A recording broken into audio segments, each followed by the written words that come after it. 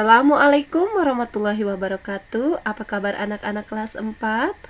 Bertemu kembali dengan Bu Ika di tahun yang baru, tahun 2021, dan semester yang baru, semester genap, dan juga yang merupakan awal bagi kita semua ya untuk memulai pembelajaran di semester genap ya. Anak-anak, seperti yang kita ketahui bahwa hari ini kita tidak bisa belajar di sekolah sesuai apa yang kita rencanakan sebelumnya, tapi apapun itu, walaupun kita tetap belajar dari rumah, belajar tidak ke sekolah, tapi semoga kalian tetap bersemangat ya. Ada sebuah kutipan dari Bapak B.J. Habibie, belajarlah bersyukur dari hal-hal baik di hidupmu dan belajarlah menjadi kuat dari hal-hal buruk di hidupmu.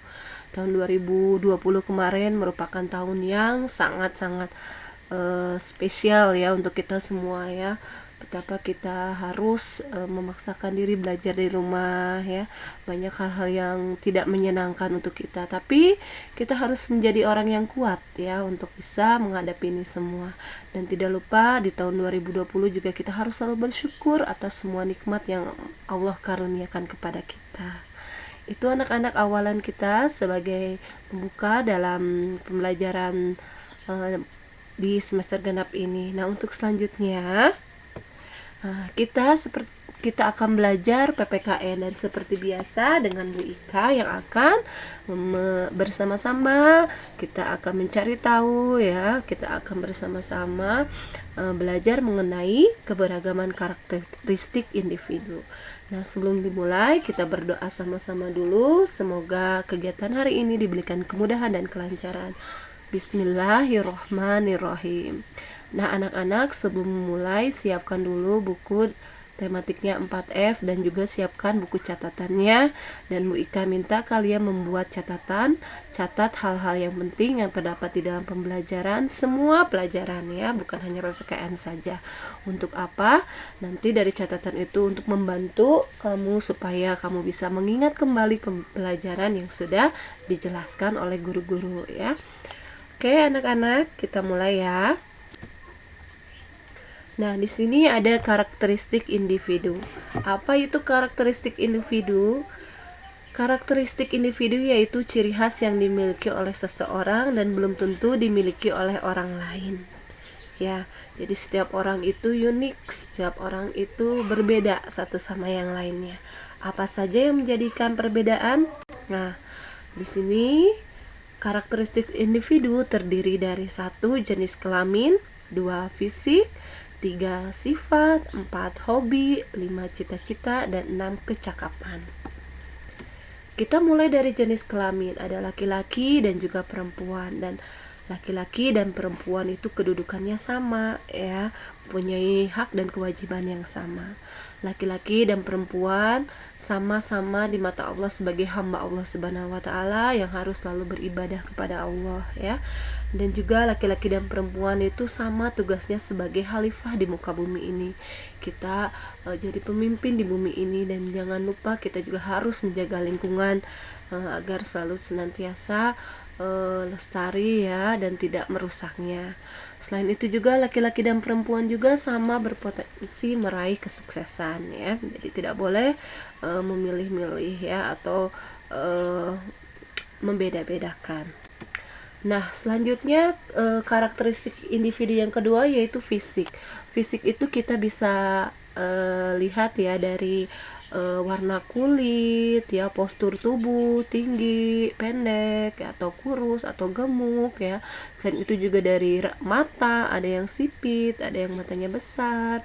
Dari rambut, ada yang lurus, ada yang keriting, ada yang hitam, ada yang pirang ya.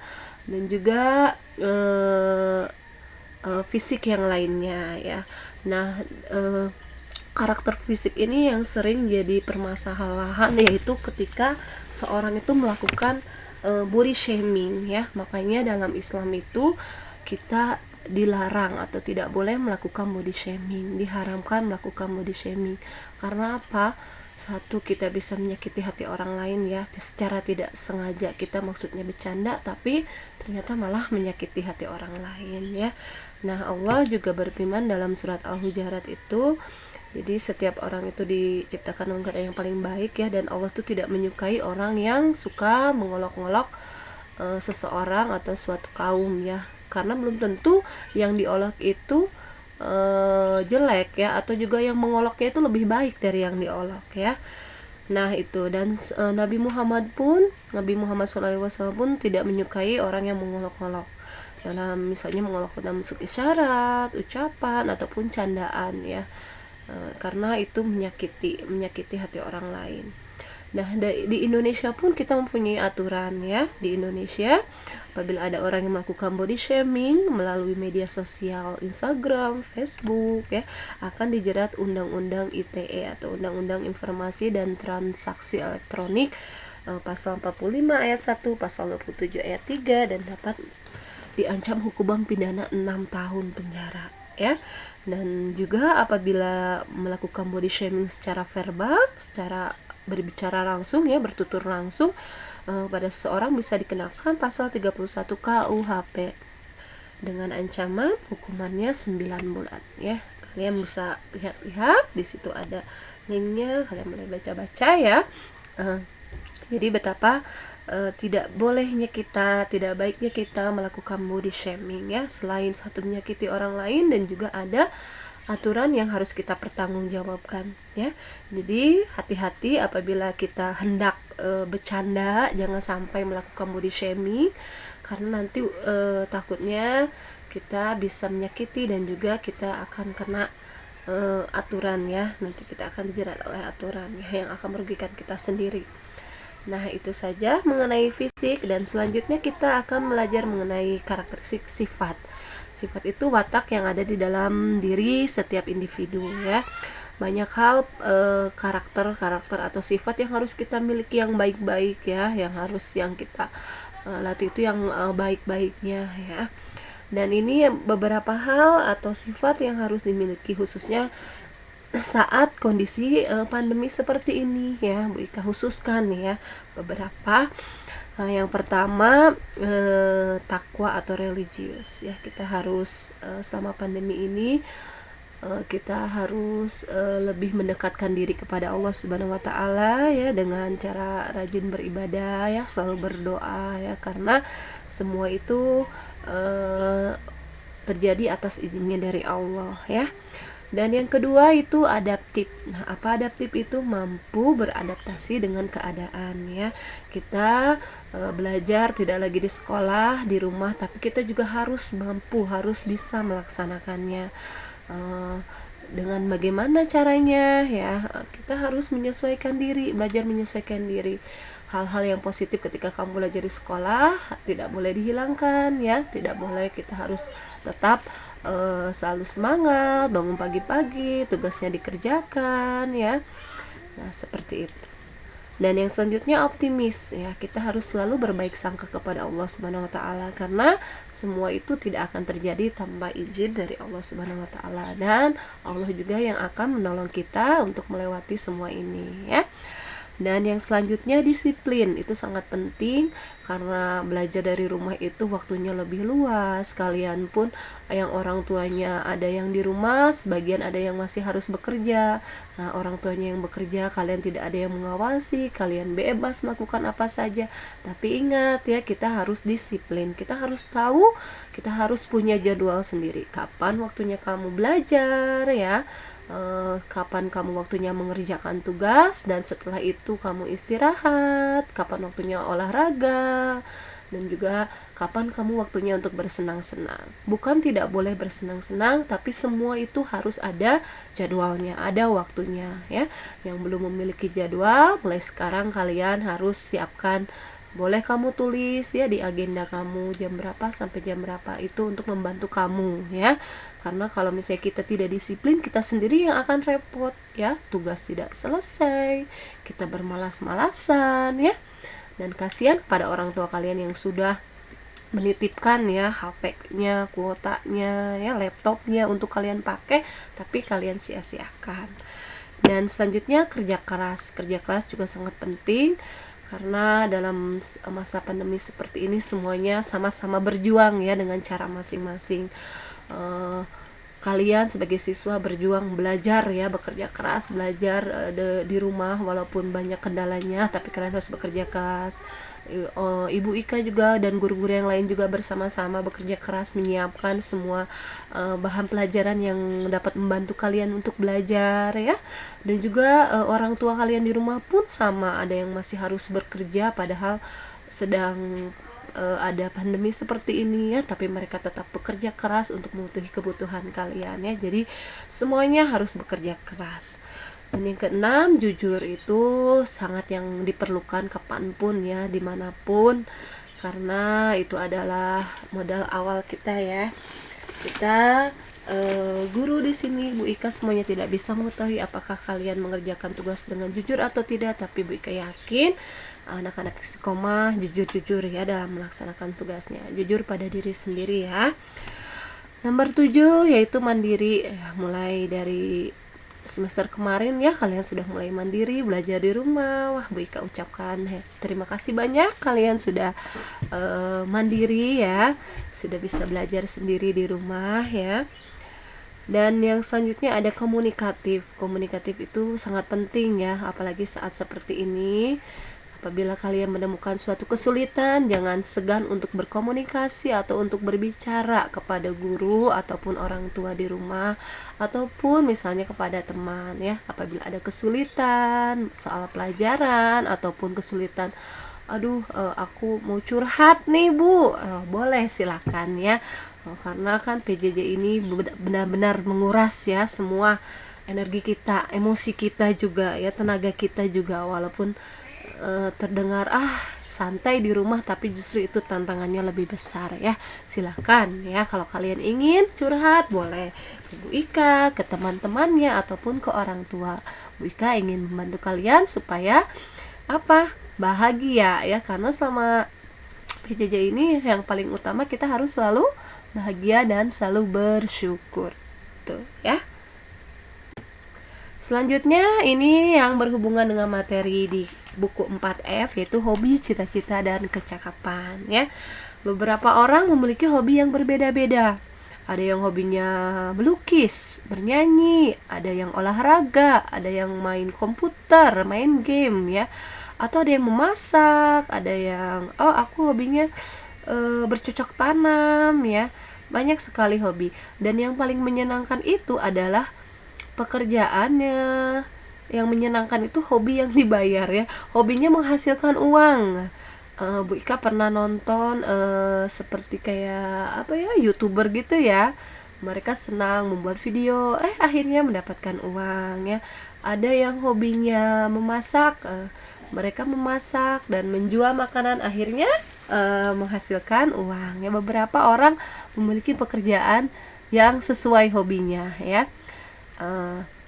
Nah, selanjutnya cita-cita. Nah, ini juga sangat penting. Cita-cita juga beragam ya. Ada cita-cita atau pekerjaan yang dilakukan berdasarkan hobinya ya. Ada juga memang cita-cita yang berbeda dengan pekerjaannya ya. Nah, Bu Ika mau tanya, apakah kalian punya cita-cita? Apa sih cita-citanya? Pasti bagus ya cita-citanya. Atau ada yang tidak memiliki cita-cita sama sekali? Wah, kalau ada yang belum memiliki cita-cita, simak ya, ini sangat penting. Rugi sekali kalau kita tidak punya cita-cita ya. Karena setiap muslim itu harus memiliki cita-cita yang tinggi ya. Kita itu harus menjadi manusia yang mulia, manusia yang bermanfaat bagi lingkungan sekitar kita ya. Nah, oleh karena itu penting kita memiliki cita-cita atau impian. Supaya apa? Satu, kita tetap semangat ya. Yang kedua, kita juga fokus. Kita tahu nih impian kita apa, cara kita untuk meraihnya harus seperti apa. Jadi kita lebih fokus. Yang ketiga, kita jadi lebih senang untuk bekerja keras setiap hari untuk mencapai cita-cita atau impian. Kita harus bekerja keras karena tidak ada cita-cita atau impian yang bisa diraih dengan mudah ya. Semua harus kerja keras, semua butuh kerja keras, pengorbanan ya. Dan yang keempat, bermurah hati atau dermawan. Karena beberapa cita-cita atau impian kita juga biasanya untuk membahagiakan orang lain. Contohnya membahagiakan orang tua ya, membahagiakan saudara-saudara, atau menyantuni fakir miskin, anak yatim piatu ya. Kita di situ berbagi ya, berbagi kebahagiaan dengan orang lain, dan tentunya kita harus lebih semangat lagi menggapai cita-citanya. Dan yang kelima, kita tidak kehilangan arah. Jadi orang yang punya cita-cita itu tahu dia itu hari ini mau ngapain ya, harus bagaimana, dia tahu apa yang harus dia lakukan ya, tidak rebahan aja ya. Jadi dia udah tahu, oh saya harus seperti apa, belajarnya seperti apa, karena saya nanti SMP-nya mau kemana, SMA-nya mau kemana, saya mau kuliah di mana, saya ingin jadi apa ya.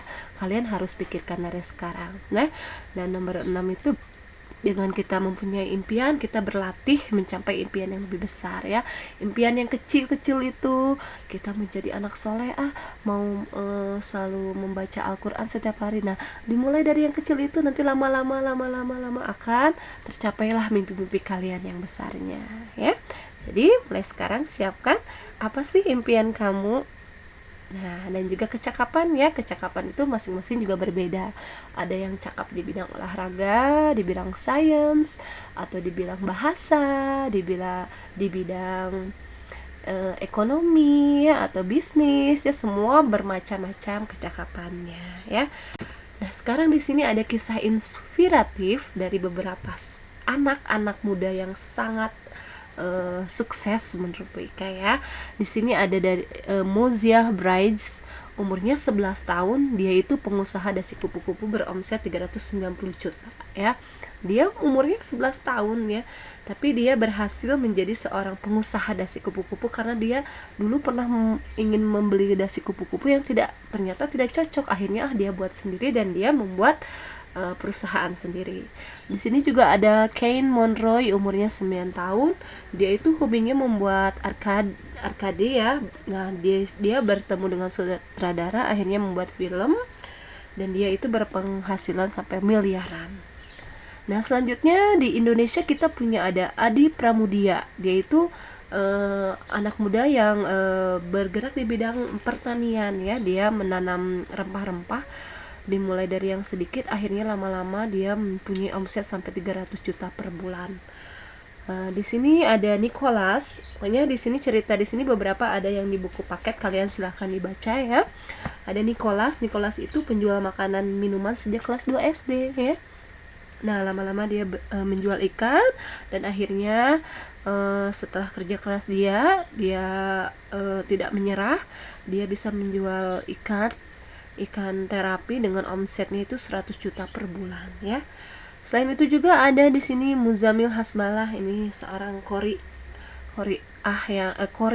yang memiliki follower yang sangat banyak dan cukup terkenal di YouTube, dan suaranya sangat indah, sangat merdu ya.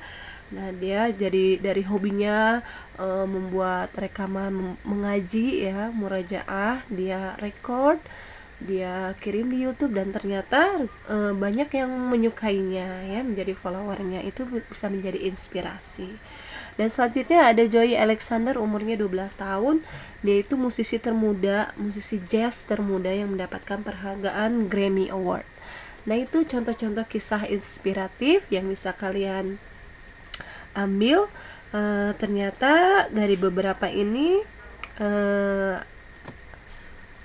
nah, dari beberapa kisah tadi ada satu kesimpulan yang Bika dapatkan. Yang pertama itu kunci kesuksesan. Bila kamu ingin sukses, satu, jangan lupa kita harus selalu berdoa ya, berdoa kepada Allah Subhanahu wa taala.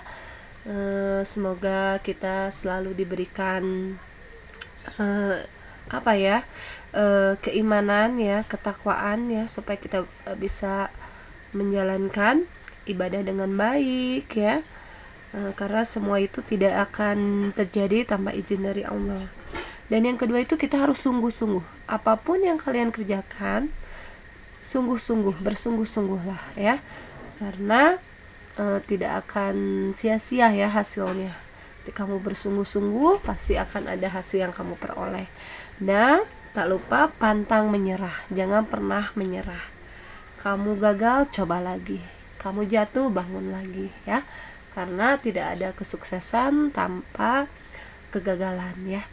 Jadi kegagalan itu awal dari kesuksesan ya. Jadi kalian semangat ya, walaupun kita dalam kondisi seperti ini. Nah, akhir kata ini ada kutipan yang sangat bagus ya. Jadi saat kamu bermalas-malasan, ingat ribuan pesaingmu sedang sibuk belajar mati-matian ya. Jadi jangan bermalas-malasan, mulai sekarang, mulai saat ini kita harus selalu semangat ya, walaupun kita belajar dari rumah ya. Oke anak-anak, sekian pembelajaran dari Bu Ika untuk hari ini. Terima kasih atas perhatian kalian. Nah, untuk tugasnya nanti akan disampaikan di WA grup masing-masing kelas ya. Terima kasih atas perhatiannya. Tetap semangat dan tetap sehat. Jaga kesehatannya. Jangan lupa cuci tangan dan memakai masker saat kalian akan keluar rumah ya. Terima kasih. Wassalamualaikum warahmatullahi wabarakatuh.